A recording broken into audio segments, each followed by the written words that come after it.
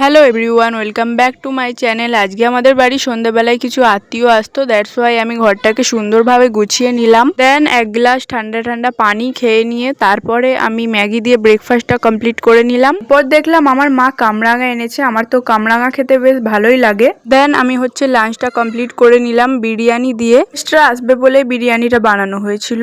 Guest আসুক আর যেই আসুক, টিউশন তো আমাকে যেতেই হবে, তো আমি এখন নোটবুক পেন্সিল কেস সবগুলোকে ক্যারি করে নিচ্ছি আমার ব্যাগের মধ্যে। আর এই গরমের মধ্যে স্কুল টিউশন গেলে অবশ্যই এই মিনি ফ্যানটা আমি ক্যারি করি। দেন আমি ওয়াটার বটল নিয়ে নিলাম, দ্যাটস ইট। ব্যাগ গোছানো তো কমপ্লিট, এখন আমি রেডি হয়ে হাওয়া খেতে খেতে চলে যাচ্ছি টিউশনে, যেহেতু 45 ডিগ্রি গরম পড়েছে তার জন্য।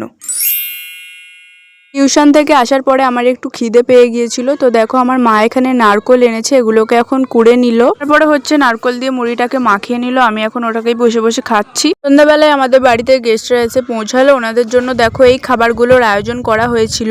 গাইজ, আজকের ব্লগ ভিডিওটা এই পর্যন্তই, দেখা হচ্ছে নেক্সট ভিডিওতে।